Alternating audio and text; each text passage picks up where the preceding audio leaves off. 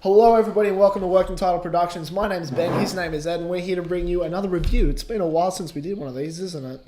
I believe our last one was Ghostbusters, I suppose. Yeah, Ghostbusters and Central Intelligence. Yep. Good times. Excellent. Alrighty. Well, we're back with another one, and if you haven't read the video somehow, and Ed didn't put that as the name of the video, it's the Suicide Squad review. We finally got to see Suicide Squad today, today being Thursday, where we are back in time. Dun, dun, dun. Pretty good. Yeah, look, there's a lot this film gets right and a lot this film gets wrong as well. I wouldn't say it's a lot. I would say there are some key things when it comes to making a movie it gets wrong. Yeah, definitely. Before we go any further, it's probably worth noting that we will keep it spoiler-free for the most part. Towards the end, we will start to spoil things as we go into explanations about why certain things bothered us. That's just the nature of these reviews. But we're definitely going to keep the start of it spoiler-free for you. And we'll let you know when we go to spoilers. That's as well. right. So you can As click always. away. It's a working title review. That's You've right. seen many of these by now, I assume. Hopefully. You never know. I've done a fair Could be few of picking these, up all the man. time. Yeah. Good point. All right. Well, do you want to get started? Yes. Oh, you want me to share my opinion first? I do. Yeah, I thought overall it's a good movie that's worth seeing, especially if you already like the characters. Like, if you have a previous rapport with Deadshot and Harley Quinn and all those characters, I think this movie is really cool to see on the big screen. And it does a lot of those characters justice. Yeah, fair enough. I can certainly agree with that sentiment, but interestingly enough, the only characters from this movie main characters, I should say, from this movie that I'd seen before coming into Suicide Squad was Joker, Harley Quinn because I'd played Injustice, and Amanda Waller in Flashpoint, I feel like it was. Maybe something else. No, sorry. Batman Superman Public Enemies, the animated movie, where she plays Lex Luthor's secretary. I mean... When Lex Luthor is president. That's a great animated movie. Go check it out. But that's the only time I'd seen her. So I hadn't really seen Amanda Waller be Amanda Waller. I'd really only seen briefly Harley Quinn, and Joker was the only one I was acquainted with before that. So the actual main cast, for the most part, I'd had no prior connections with, and they were all really enjoyable. I really liked the entire cast. There's a lot to like here about all of them, if I can just quickly go through. Yeah, sure. I don't know the actor's name, but the guy that plays Killer Croc, he doesn't do a whole lot of strenuous acting, but he certainly does the part of Killer Croc well. It's really, really cool that we get to see a villain as insane as Killer Croc on the big screen. But at the same time, Killer Croc wasn't Killer Croc. No, not as you know. If you know the comics, this isn't the Killer Croc you know. Yeah. This is certainly someone new. Who else? I mean, it's almost Kara- like Baby Croc. Baby Croc, yeah. Like, it's not even that big. Come on. Killer Croc, just go all you're out. interrupting me. 10 foot tall. You can't teach that. I guess not. Cara Delevingne's character, the Enchantress, is certainly very interesting. What else is there? I can't avoid it anymore. I've got to get to the big hitters. Harley Quinn. Sorry. I wouldn't say that Enchantress is interesting. I say she has the potential to be interesting and isn't. Okay. Well, you can get to that later. Yeah. Stop interrupting me. Harley Quinn is really interesting. I really like Harley Quinn as a character. I feel like Margot Robbie has captured her really, really, really well on the big screen here. They don't really explore her origin too much, how she goes from a totally sane doctor into a totally insane compatriot of the Joker's. I don't know the actor's name, but the guy that plays El Diablo, Jay Hernandez, thank you. He kills it. I love El Diablo in this movie. He's so much fun. He's kind of relatable as a character, even though he starts off certainly bad, especially in his backstory. I won't go into too much detail about it, but he is just a lot of fun to go on the ride with. He's probably the character that most people are going to latch onto. Not necessarily relate to, but latch onto. The guy that plays Rick Flag does a perfectly serviceable job. Joel Kinnaman, thank you. You're all on top of this one. It's normally me. It's here this time. Joel Kinnaman does a perfectly serviceable job as Colonel Rick Flag. There's not a whole lot for that character to do, but he does it nonetheless, and he does a decent job. Will Smith as Deadshot. Will Smith does what I haven't seen him do in a movie for a while now, and that's actually bring his A game to the table. Will Smith actually does a good job. And like, that's not to say that he hasn't done a good job before, and it's not to say that Will Smith is a bad actor, because Will Smith is a great actor, but I haven't seen him in such a good role for a while, and he brings it here. It's not Oscar worthy. He doesn't completely destroy it, but he does a really, really solid job. And there are moments in this movie I'm like, oh wow, that's really great. I get lost in the character. So there's a lot to enjoy there. The whole cast is passable, to say the least. Most of them are actually very good. The best of them are stellar. Like, I was listening to a lot of what you were saying there, and I actually don't agree with a lot of it. Oh, okay. So, well, who did you start with? Killer Croc? I started with... I didn't even mention Slipknot for starters. No, I mean, for there's good no reason. point to mention Slipknot. I started with Killer Croc, yeah. I always said Killer Croc's not Killer Croc. Like, he's cool, but he really never lives up to his potential. He's either trying to eat people or trying to throw people. Like, it's... he has some funny moments that aren't necessarily spoilers. Like, the bit with the TV and the bit where they're in the bar, those are both funny. Yeah. But it's not the Killer Croc that we used to from like animated series from Arkham City or Arkham Asylum or anything like that. So, you know, it's whatever. Cool. Or even Son of Batman. Yeah, all stuff like that. So like it's cool that he's there, but it's also not cool in the fact that like we could have like imagine having like Killer Croc in Suicide Squad, but in this we're kind of just got like Killer Croc. You know what I mean? Yeah. You know what I mean? He's not this insane villain from the I believe comics. you went to Enchantress next. Yes. So much potential to just like have like I mean, I don't know, like Enchantress was always going to be a hard character to work with on screen, and I think I totally forgot. And I think they kind of butchered her in this. Like, I don't even know how you would, like, to the point where if I were to tell a Suicide Squad story, I would not put Enchantress in it. Like, to that extent. Like, it was really hard to flesh out. It didn't really make a lot of sense. She wasn't that interesting. There's also... didn't really give Cara Delevingne much to do at all. And ended up being weirdly sexualized as well, which was really strange. Yeah. Do you think it's because they didn't trust Cara Delevingne as an actor, or do you think it's the script? Because I haven't seen her in anything before, so I don't actually know if she's any good. I've got no idea. More, I think, like, because I thought what she was given, her performance was fine, especially in scenes where she was playing the Doctor. That's right. But Enchantress herself is just like what's the point of having there is another character who I forgot to mention, but I'll save it for later. Another character in a very similar situation, completely wasted. Amanda Waller was awesome. Oh yeah, whenever Viola Davis was on screen as her, like she was like, you brought like her character, which is really, really cool. She brought like a real intensity to the story.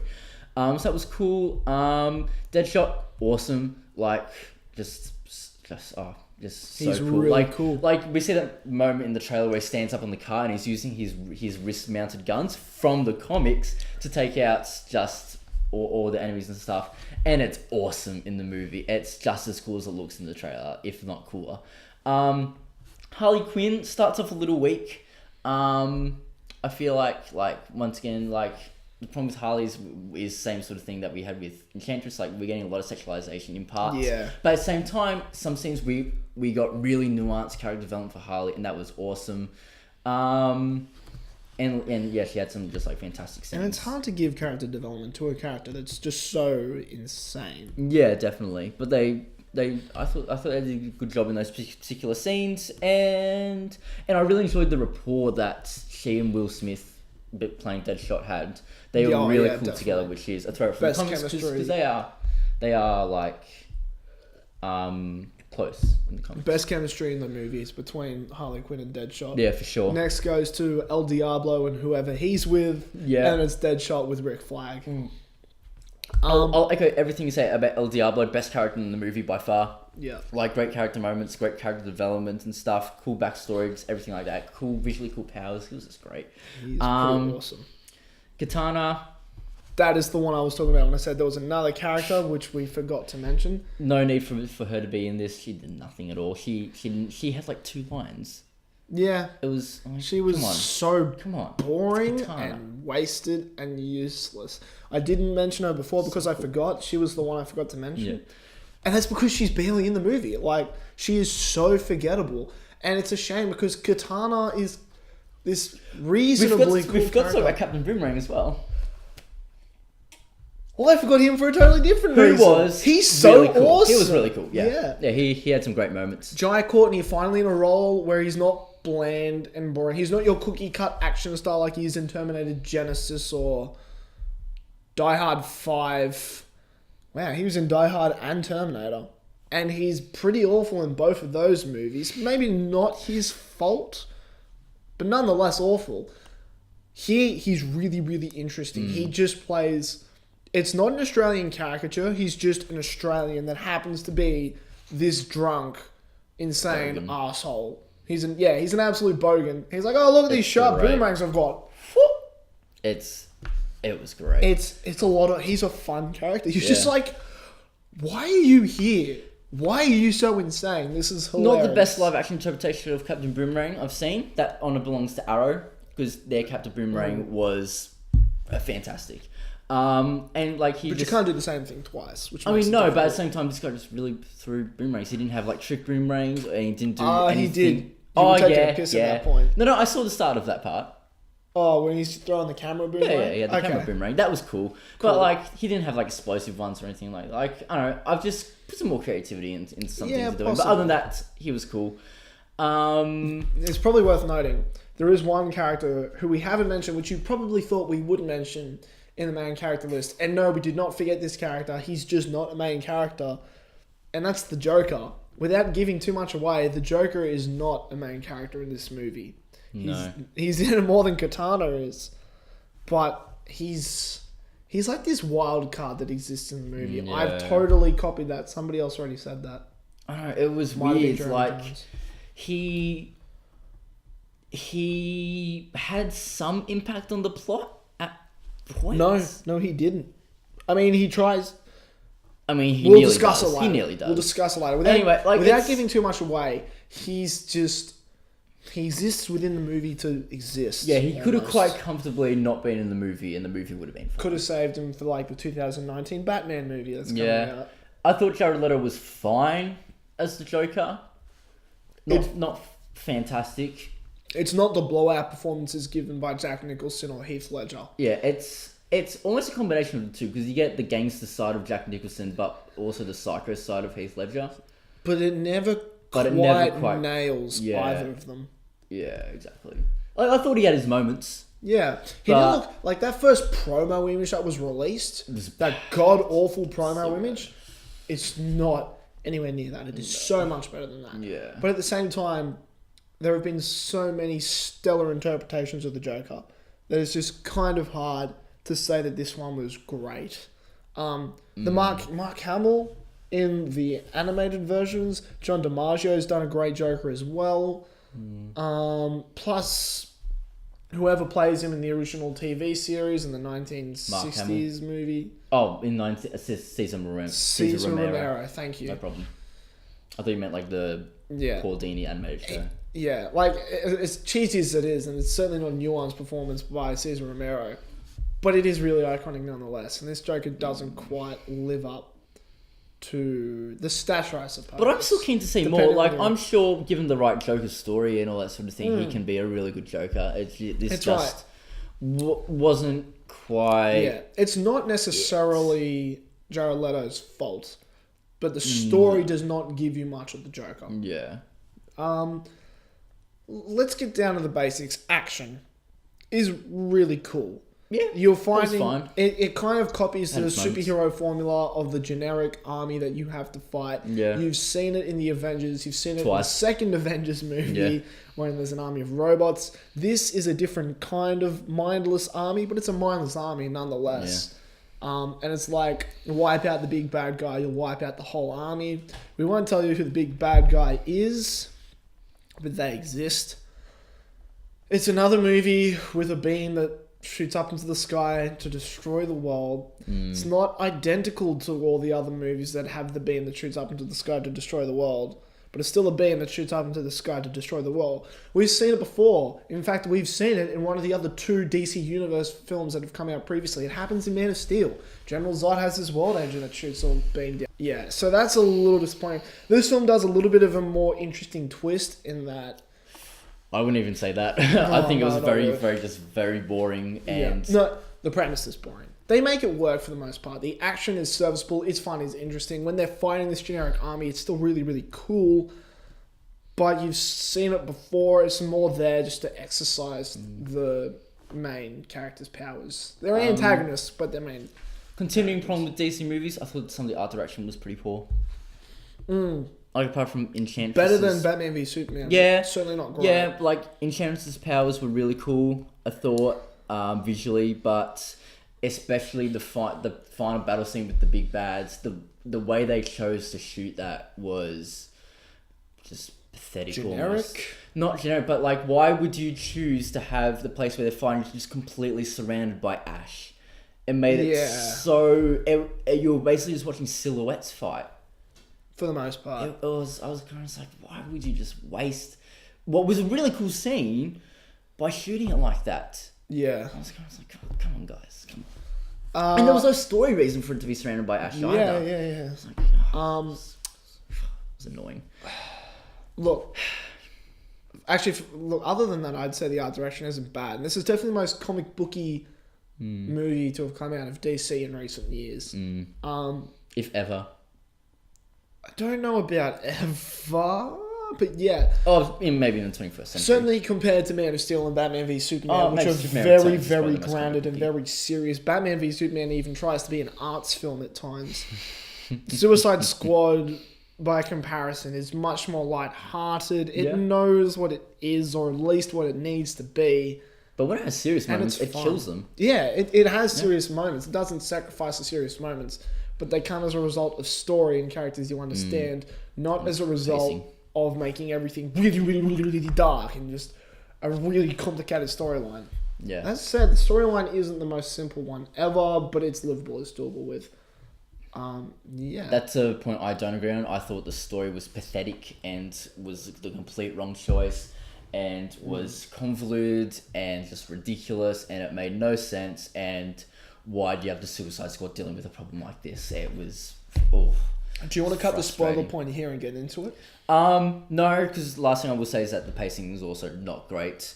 Both because of the story and the way that the opening is cut. Like, almost everything you see in the trailers happens in the first half hour. Just the way the opening was cut. It really rushed. It didn't feel rushed when we were watching it. But at the same time, it did move through what it had to get through in the first act very quickly. I'm talking like 20 minutes. Quick. You know, on the contrary, I certainly agree that the first 20 minutes or so was certainly wrong. I loved the opening 20 minutes. I wanted to see more from all those things. Not from all of them, but from some of them. It was really, really cool, but the way it was edited together, it's like someone took the flashback formula from Man of Steel and cut out the modern day stuff. It's just flashback after flashback after flashback. But I liked the way they weren't afraid to use like on-screen text as well. I thought that was that was really funny so and, cool. And even character building to a sense, and just led to some really cool foreshadowing as well. There's also a really, really cool Easter egg which you feel like you picked up. I totally missed it. Yeah, it was one of the most amazing Easter eggs I've ever seen in a comic book film. I never see Easter eggs while watching it for the first time. I reckon we go over Easter eggs first once we get into spoilers. So that's all I have to say, non-spoilers. Ben? Yeah. I don't know. The start I was just kind of like, okay, can we get on with it now? I don't need to see this. Can we just see the team be formed? I feel like you could have started the movie with Amanda Waller pulling them all together. It didn't have to be her talking in front of Congress for ages, which isn't a spoiler, guys. It's like the first minute of the movie. You're not missing anything out by hearing it here. I will say before people who leave for spoilers leave, we should do our scores and overall wrap-ups as well. Yeah, well, I'm not a huge fan on scoring, I know. but for obligatory sake, I will give it a meaningless score of 7 out of 10. But that doesn't mean that the movie is particularly awful, and you should remember Seven's more. a good score. Yeah, and you should but you should remember more of what we said rather than the generic 7 out of 10 scoring. The movie is a lot of fun for the most part. It gets a couple of things wrong, especially if you're a comic book fan. If you're not a comic book fan, you are going to go and you're going to enjoy this, and you're going to like the spin on the fact that this isn't a superhero movie you've seen before. This is creative, this is new, this is different, and I've got to give the movie huge props to that. DC not making the same mistakes they made with Man of Steel and Batman v Superman. It's a lot of fun. David Ayer, not Fincher. Would have been very different movie. I'd pay money to watch a David Fincher comic book movie. Yeah. David Ayer does a wonderful job. It's so different. Props to DC for being creative. Thank you so much, guys. I like creative more than anything else. Stick around after the credits. There is one post-credits scene, which comes not too long into the credits either. Go see it once. I would definitely recommend it. VMAX if you can afford it. Yeah. I don't know that you need to see this movie twice. Maybe I'd be down to if you're a see it again. DC Comics fan, if you're like us... I'm probably going to go see it again. Yeah, if you're like us, see it twice. If you're not, if you just enjoy seeing these movies, you really only need to see it once. But it's definitely worth seeing in cinemas. So I'd say go out and see it. Yeah, Ed? definitely. Great characters, pretty pathetic story, honestly. That's my opinion, not Ben's. Obviously, because it's me speaking. Yeah. 7 out of 10. Like, it's worth it for the characters alone. Like, they're just... Definitely. They just managed to nail it. It's almost the opposite of Batman v Superman's problems. Yeah. It's really interesting in that respect. So yeah, like, go see it. Restores faith in the DC universe. When you put on top of that the trailers that we saw at Comic-Con and the fact that they've got different directors directing all of these different movies now, it suddenly feels like the DC universe is starting to come together. Hope was not lost after Batman v Superman. The ultimate cut of that movie was good. This movie is good. And there are exciting things to come. So, all of you people who haven't seen the movie yet, thank you for watching this far in. If you have, we say goodbye to you now because it's spoilers from here on out. That is your warning. Spoiler talk. Go away. Now, while they're in my head, the Easter eggs. Easter eggs, yes, go. First of all, there was an awesome shot where we got that famous Joker and Harley Quinn comic cover in motion. Yeah. And that was fantastic. It was incredible. That was awesome. I was so happy that happened. I didn't think it was going to happen. And oh my gosh, it was awesome. Like, I'm talking like traditional Harley suit and everything. And then we even see the traditional Harley suit later because she pulls out of her gear. She does. And she's like, oh, this old thing. And then chucks it to the side. And I wouldn't say she chucked it to the side so much. Like, she looked at it and there was like this love and passion in her eyes. Yeah. Like, oh my god! Yeah, for sure. And then Joker in the full suit and everything. Oh, it was just great. Definitely. But also when they were doing Harley Quinn's introduction, I mentioned the words on the screen before. I am 99% sure that it said accomplice to Robin's murder. See, I And missed that's that, awesome. But I feel like you said that, yeah. That is awesome. Jason Todd death confirmed. No, Yes. A Robin's death confirmed. It's got to be Jason Todd. It probably Why would they not make a would Jason be Todd's Jason death? Todd. I know, that's kind of dumb. Yeah, makes no sense. A lot of Harley stuff, like, really, early on was like really sexualized. Like that scene that's in the trailers that looks like a strip club scene. Yeah, that's a strip club scene with Harley like on stage.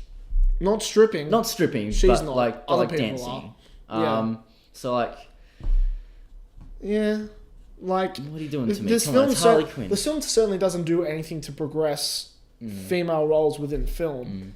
But it's certainly not terrible. But that being said, the scene after Joker supposedly died, and she was like seeing the rain and so much better. and she looked like super upset, like legitimately like upset. Like Margot Robbie did a great job, and then in perfect Harley Quinn fashion, as soon as she saw the rest of the team, she puts on a brave face. Yeah, that was awesome. That was job. Like, heartstrings, man, heartstrings. Yeah, definitely. And the scene where we see, Harley dedicate herself to Joker by jumping in the acid, which by the way shouldn't have survived because she was not wearing the Red Hood rebreather, which is how Joker survived. Would just like to point that out. Harley should have died in this Anyway, but it's fine. It's not the same vat of chemicals from the comics. It's Ace Chemicals, man. It's Ace It Chemicals. doesn't have to be the exact same chemicals. I'm just saying, but generally the only way to survive that is if you're wearing some form of rebreather. She Yeah. should have died. Anyway, but what I really liked about that scene is that Joker walked away. He was like ready to just leave Harley there and just let her die in the vat. He was kind of like, yeah, whatever, that's fine. That was funny. I just made this woman kill herself. That's hilarious to me because I'm the Joker. But then he had that moment where it was kind of just like, But I kind of love her too. but that was kind of shitty. I kind of really like it, so I'm going to jump in after her, and I'm not going to die because I've already been in this particular vat of chemicals, so I'm immune to it, I suppose. I don't know how it works. So yeah, I thought that was just a really cool joke character I moment. don't know that either of them would have necessarily died, but the fact that he was gonna leave and then turns around and decides not to, he then jumps in after her, is really, really cool. And he I thought it wastes was one of his suits. Like, that Yeah. shirt melts off his body. Yeah, I thought that was. It was really interesting. Like, we often don't get cool character development moments for the Joker. We just generally get the Joker being crazy. So this was a nice change, Psychedelic. actually. Slipknot is exactly what you think he's gonna Like, be. I love how everyone he's there said, to die. yeah, I love how everyone said, like, when they saw the trailers, Slipknot's so dead. Yeah, Yeah, dead he's in dead. like half an hour. Yeah. Like, we meet him, and he dies. He gets It's great. shoved in last minute. And he No dies. development and just He dies. dies. It's great. I mean, it's And that's what he should be. Because I don't care about Slipknot. like Then his again, they whole made thing me was care about- ropes. His whole thing was ropes. Yeah. That's even worse than boomerangs. It was like David Ayer said, I have no idea how to do this. And more than All right, anything, kill 'em off. I think it was a great moment for Captain Boomerang because Captain Boomerang just totally manipulated Yep. Slipknot into doing that. I thought that was hilarious. So it was a great character moment for He wanted to see if Amanda Waller would actually blow them up. Yeah, it was. And he saw it. He was like, it was well. well played and it was very smart. Yeah. And it was cool In a very because insane Boomerang's way. usually a very serious character in the comics, but here I really liked his characterization. I Yeah. thought it was really cool. He's goofy. Speaking he's of Boomerang, they very much acknowledge that he's a Flash rogue in a very big way because we saw the most of Ezra Miller's Flash that we have seen. No at all. one photo could ever... All the photos you've seen of the Flash to this point, that one scene in Batman v Superman does not compare. Like, here, it's only for a few seconds, but it's cool. Flash. That was In so Flash costume, clear as day. Yep, taking out Captain Boomerang. And it's really, really cool. We get a lot of Batman in this movie as well. We do. We get a at the fair start. bit of Batman. See, they talk about how... A couple of key scenes. They talked about Two how key they were scenes. going to film this movie as from a perspective that's like, you get to see Batman from the villain's perspective in the way you've never seen Batman before. We don't get a whole lot of it. I'm like, this isn't like... I love that idea. I love what David Ayer was saying about doing Batman from a villain's perspective, portraying him as the demon he can be to people. And they don't. He's The just only there. way I can see that is when is Deadshot's final revelation, where like his dream is to kill Batman. Yeah. I thought that was cool. Which could be really interesting in later Yeah, movies. definitely. All right, story time. Yeah, go for it. Go nuts. It's so generic and boring.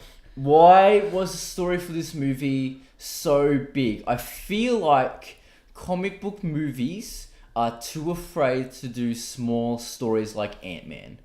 Ant-Man was the perfect Or example. even Winter Soldier scale. Yeah, I mean, Winter Soldier ended up being pretty big scale by the end of I it. mean, not really, like once they've killed off not all as their big as targets. not as big as this movie. Yeah. Not as big as this movie. Yeah. This movie threatened the entire world again.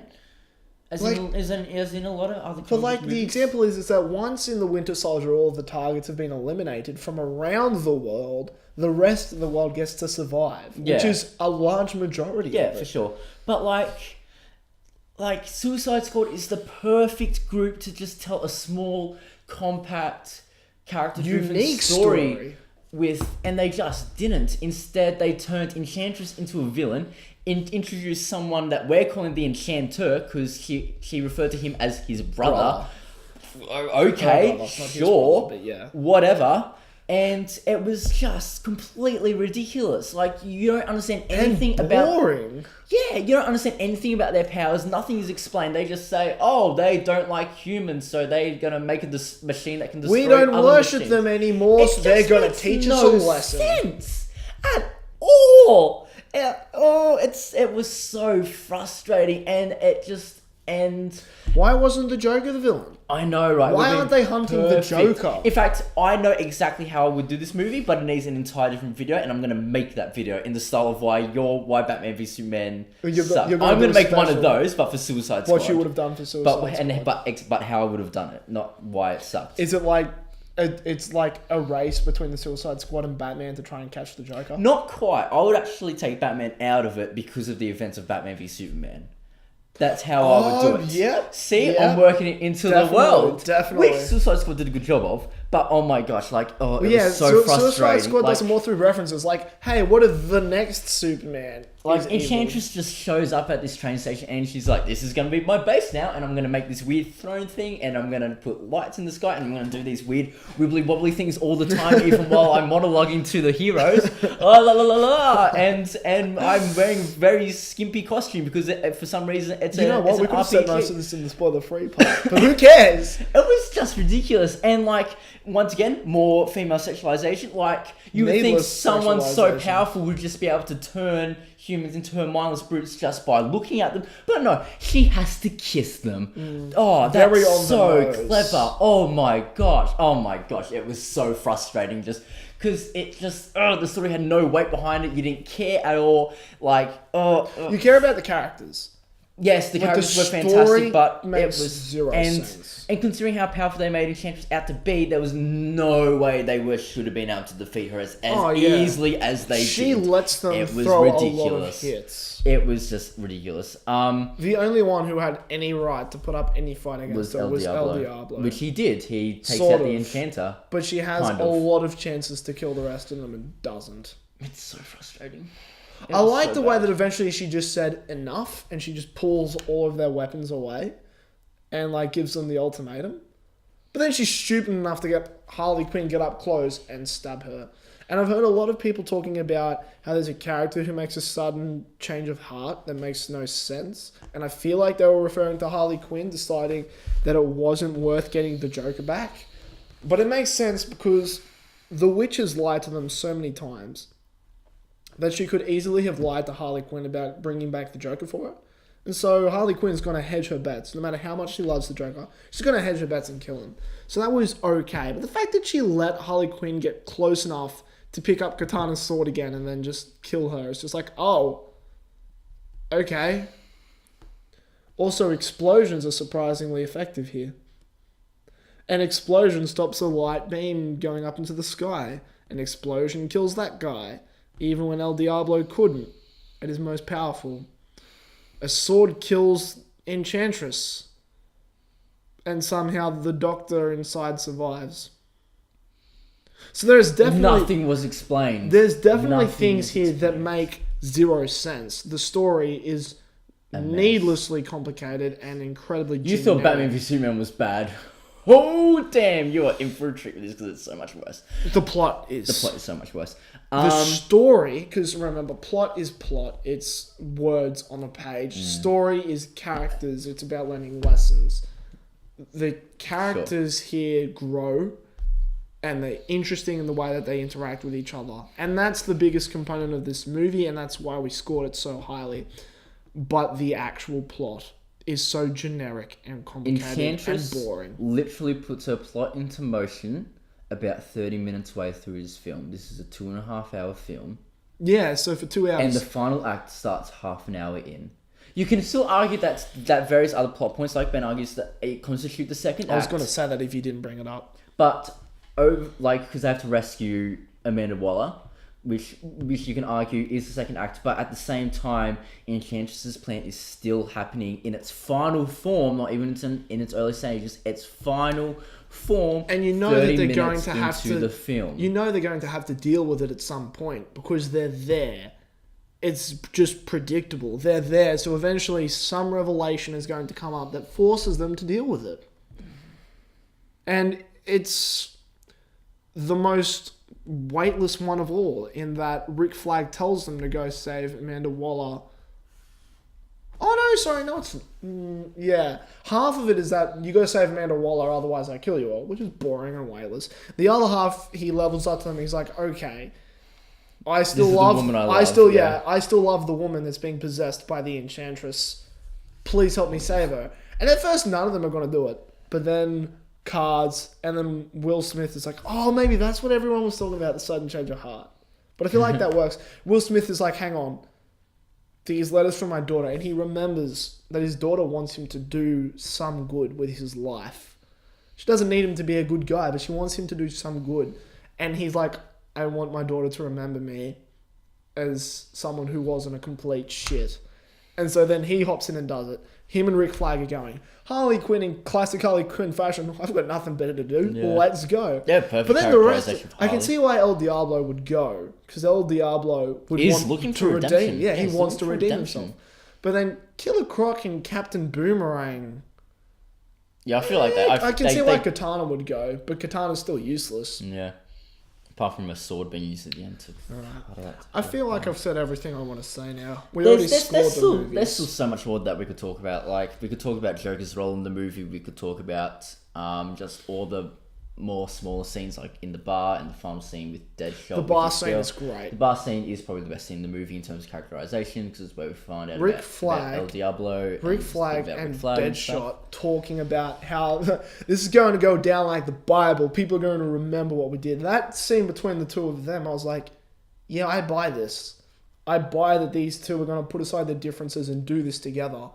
And that's really, really good. And that's why I scored the movie as highly as I did. Because as little as the plot makes sense, the actual story and the characters is kind of great. Yeah, they nail the vast majority of the character points. Like, they do. I was really impressed. Because they're certainly not easy characters to work with. Like, it's very easy to stuff Harley up. And it's very easy to stuff Joker up. Yeah. And it's probably I very don't know easy that to it's that stuff. easy to stuff up the Joker. Okay. But and you can say for any character, like like most of them are complex characters because they're in a comic book movie. But yeah, I thought for the most part the characters in it were very good, which we've said over and over again in this review. We have. Because as much as we're shitting on the plot of the movie, we do really like the characters. We really like the movie for the most part. Yeah. I've got nothing left to say. Do you want to save the rest of yours for your promised video? Yeah, sure.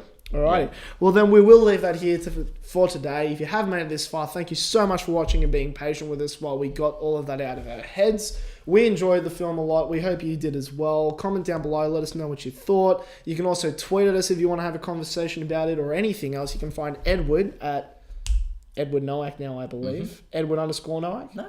Edward Nowak. At Edward Nowak. All lowercase, one word. You can find me at BenjWaters01. That's one word as well. All lowercase, but with numbers as well, obviously.